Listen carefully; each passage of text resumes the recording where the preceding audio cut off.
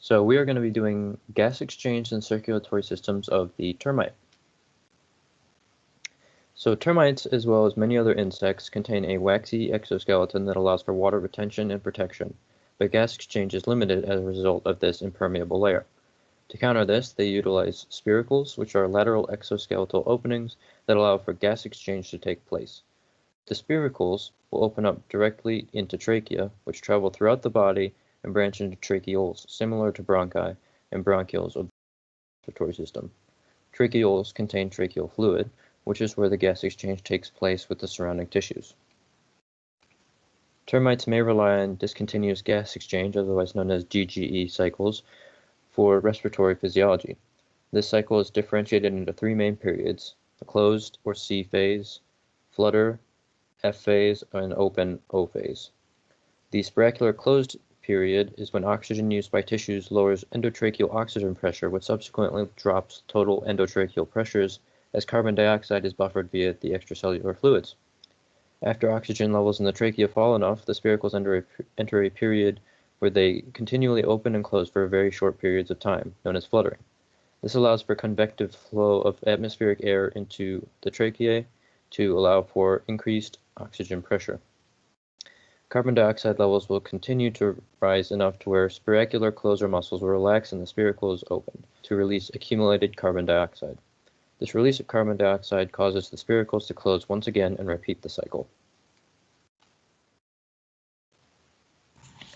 Unlike humans, termites lack blood and instead utilize hemolymph. In terms of oxygen exchange, oxygen-rich air comes in via the spiracles and then passes to the tracheal tubes and then to various tissues and cells. The smaller trachea and tracheoles do most of the gas exchange as they are closest to the cells. Carbon dioxide is also released as a waste product of cellular respiration and is deposited into the hemolymph. Also, termites use their habitat, which are the mounds, as mechanisms for gas exchange. Temperature gradients develop within the mound, which can create rising and falling air currents, and then these air currents help facilitate gas exchange within the nest.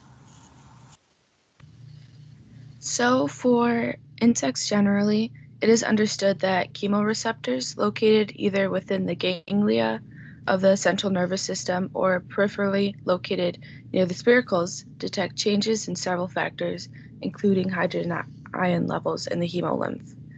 The changes will stimulate the opening and closing of the spiracles.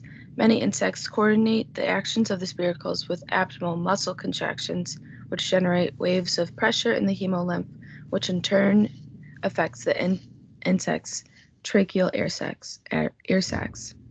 Undesirable changes in hydrogen ion levels can affect the insect negatively, though there are hemolymph volumes and carbon dioxide buffering capacities.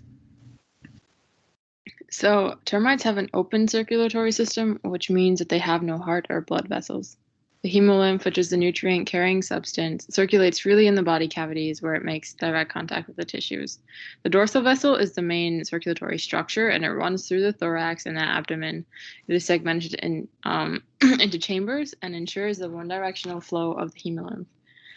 The heart is a segment of the dorsal vessel that is in the abdomen, and the aorta is the section in the thorax.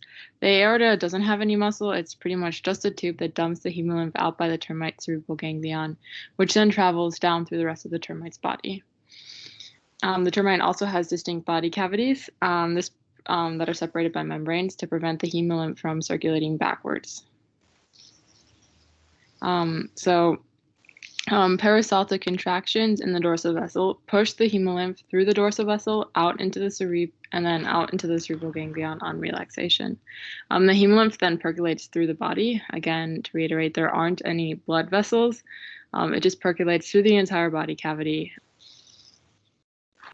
Unlike humans and animals that have a closed circulatory system, termites, like other insects, have an open circulatory system.